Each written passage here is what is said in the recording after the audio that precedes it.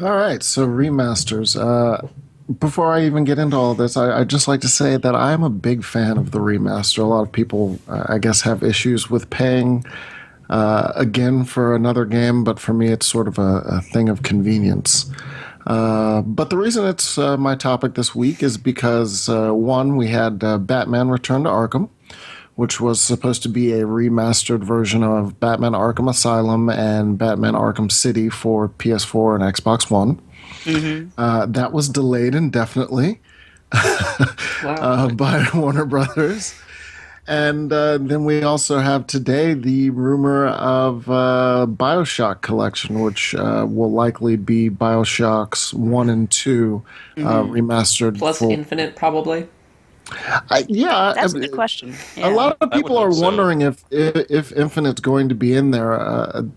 The people see the rumor and look at the art and just assume that it's just going to be 1 and 2. It would be a pretty big omission if Infinite weren't actually in there. Yeah. So that is rumored. Currently, we've seen art taken from like a website, because internet detectives are able to find tons of stuff. So we don't know if that's real, but it's pretty likely.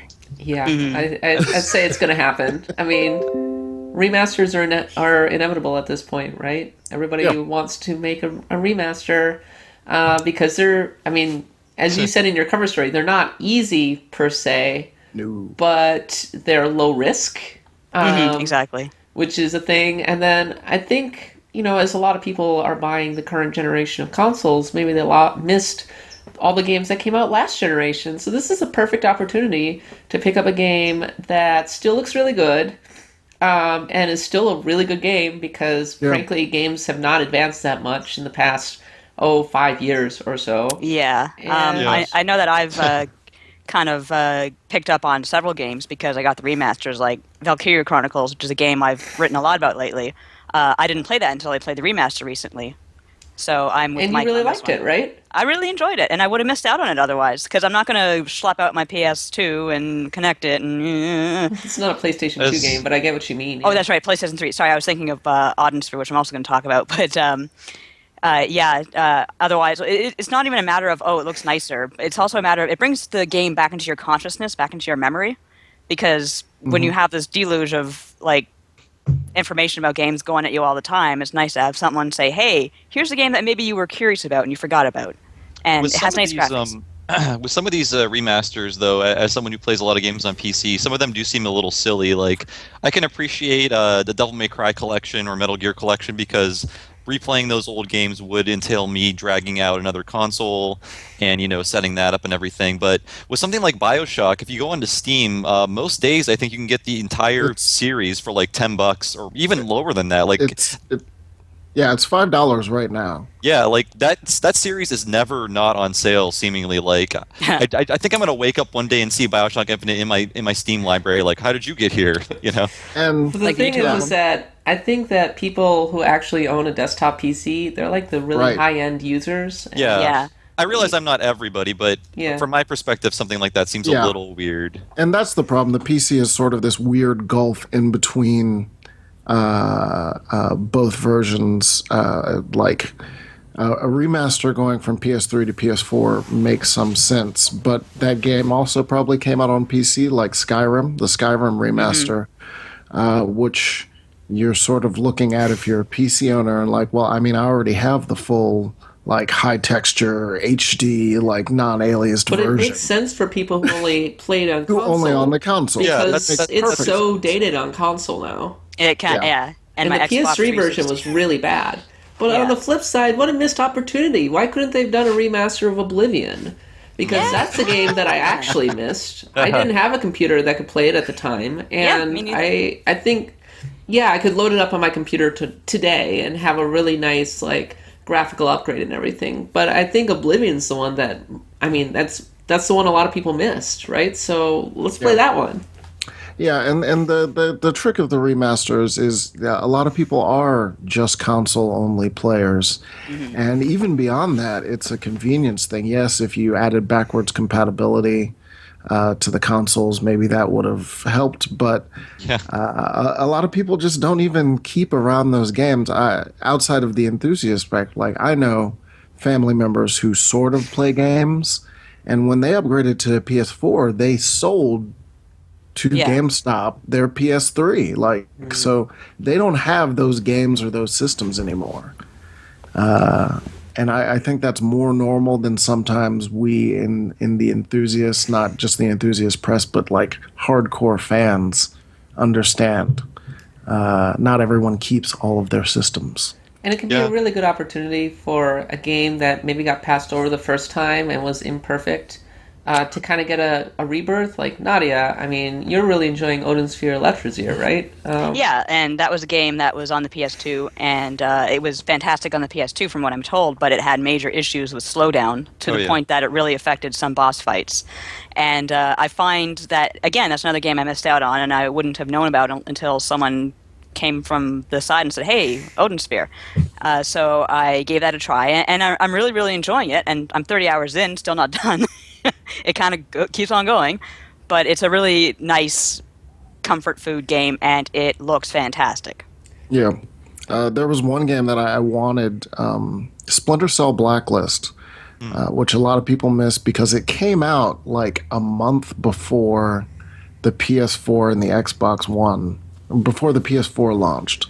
So it got lost completely. And it's one of those games where I'm like, that should have been remastered just because everyone missed it. Like it needed a PS4, Xbox One launch. And it never got it. So there are certain games like that that, especially when you get to the end of the generation, tend to sort of fall off. Absolutely. In fact, Tokyo Mirage Sessions is one of those where I'm sort of like, man, that like it's on the Wii U, and honestly, we're moving to the NX, and I just wish that game would get another shot.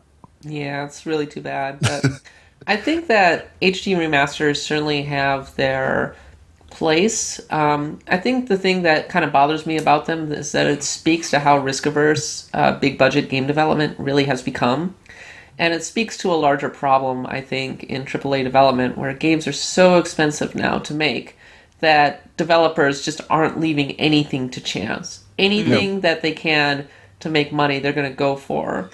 And sometimes you still get games like Horizon Zero Dawn, which is a new like property and like looks really ambitious and really exciting, even if it still like follows on kind of like established RPG and open world tropes.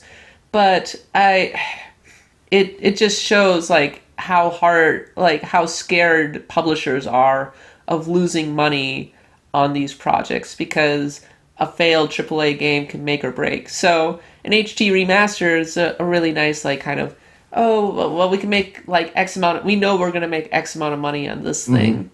And I wish things could be better, but I don't know what the path forward is.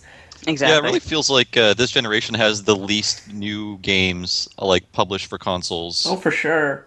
I mean, Yeah, it compared just- to like think about 2007. You know, Yeah, that was incredible. like that run from 2007 to 2010, and then everything just fell off. Right? Yeah. We have not had anything remotely comparable to that this generation, and we're It not is- going to. It is strange No. to think that we are coming up on the fourth year of this generation soon. You know, I know. And we haven't yeah. made much progress, and now it's like, oh, now time to buy your upgraded console, and I'm like, for what? I guess VR, sure, but I'm still Yeah. waiting for VR this is the big generation to prove thing. itself. It's the Yeah, motion and- controls of this generation. Ugh. Yeah, and it's only going to get worse. Like people are talking about the Neo or the Scorpio in 4K gaming, but realize that to make a game that runs in 4K is going to cost developers even more in asset And creation. then we're Yeah. gonna have 4K remasters. Oh People boy. barely afford to make games in like 720p. I don't know what developers are doing. Probably pooping their pants. Yeah, so yeah, most of that's going to go to frame rate and more shinies, but like 4K, like I'm sure developers are looking at it and being like, "Oh no." I would be. Yeah. Yeah, so They'll so have to farm out their eyelash textures to China and things like that. Like better eyelashes, more detail. right? So yeah, no, I like remasters, but it's sort of I guess for a lot of it's a kludge of a whole bunch of different factors in the industry that they sort of have to happen.